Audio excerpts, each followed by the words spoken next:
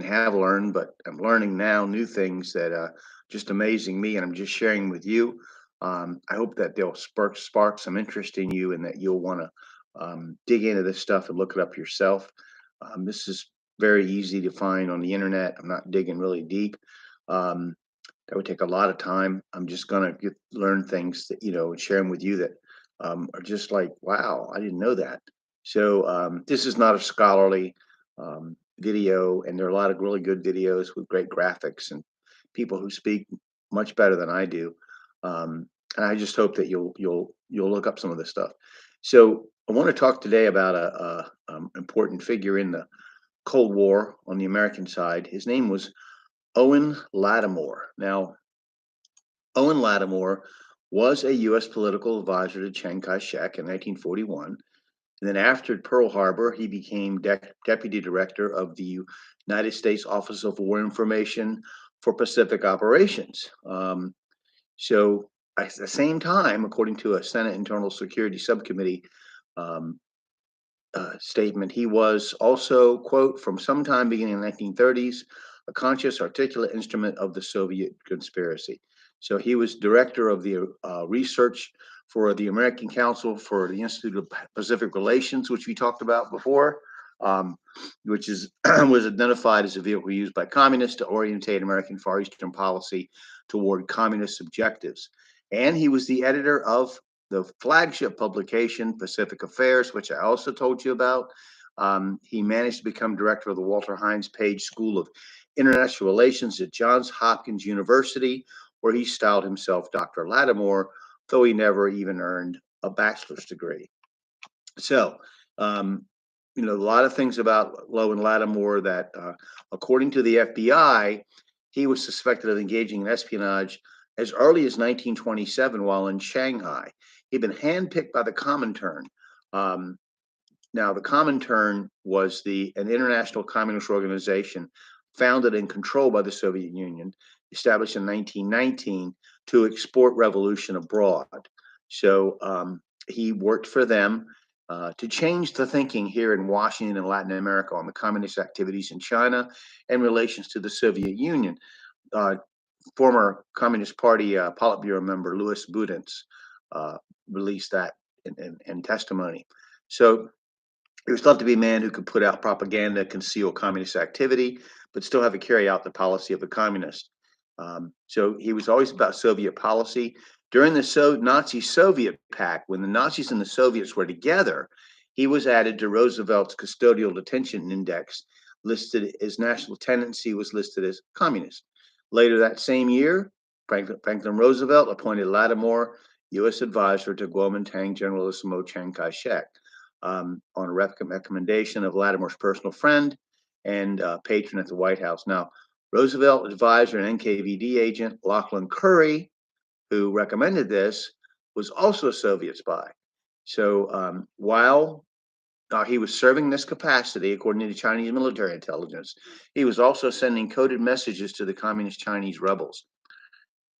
You know, that just reminds me of the Soviet spy that directed the targets for the Doolittle raid.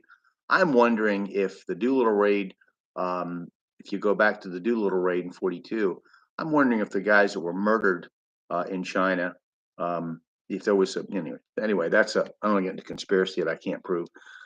Let's just stick with what's on the surface here. So on 12 days before Pearl Harbor, November 25th, 1941, Lattimore alerted Curry in the lighthouse, arguing against the diplomatic understanding between the United States and Japan.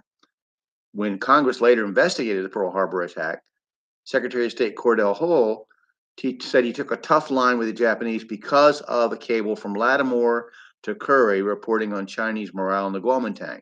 So that was the only documentary evidence Hull presented which influenced his decision to reverse himself and send an ultimatum to Japan.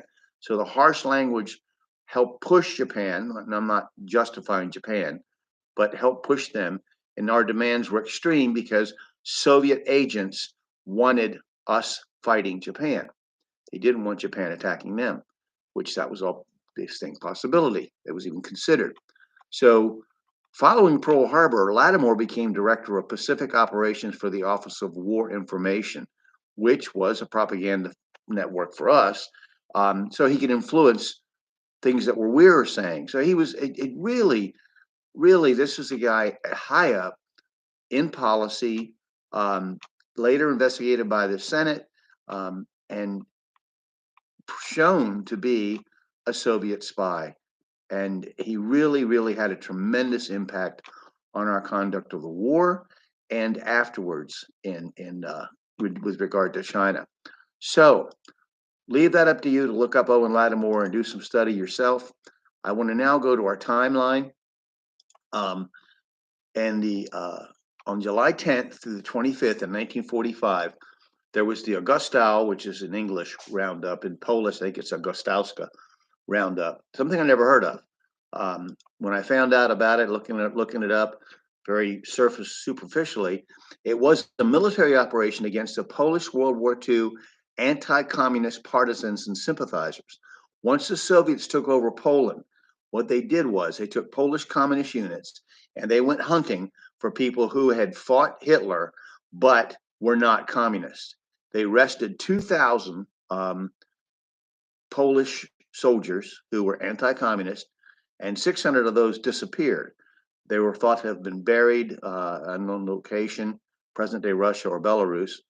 Um, the Polish Institute of National Remembrance declared the 1945 Augustow Roundup the largest crime committed by the Soviets on Polish lands after World War II. The crime has been called the Second Katyn, Small Katyn, Little Katyn, or Podlaski Katyn in today's Poland, in reference to the Katyn massacre that occurred in 1940, which you can look that up, Katyn. So anyway, that's typical of the way the Soviets did. They some estimate that as many as 7,000 anti-communist fighters and sympathizers were arrested, and there was mass arrest. They were detained in Russian internment camps, and the last ones that were released when turned to Poland were 1956. So they there's some questions about, there was 27 women included in that, pregnant ones, 15 teenagers. They believe the 600 are believed to have been executed and buried in unknown graves. So Polish people did demand that this be investigated. The last decade, 1980s, the last decade of the Polish People's Republic, the communist government, declared they had no evidence that supported that they disappeared at all. So anyway, they did investigate this after the Cold War, or once Poland was no longer considered a communist nation, and it was understood, and the conclusion was drawn that communists arrested and executed 600 Polish citizens connected to anti-communist resistance. So, in any event, that's very interesting. I think kind of shows you what's happening, and I hope that it encourages you to study the Cold War and look up these individual things, and whether it be the Encyclopedia Britannica or Wikipedia or any of the others, there's information there, and you can dig as deep as you want. I thank you for listening. I'm not trying to make money on this. This is just me sharing what I'm learning with you. It's fun. Okay, it's fun. If you want to subscribe. But if not, that's fine. So you have a great day, and thank you for watching.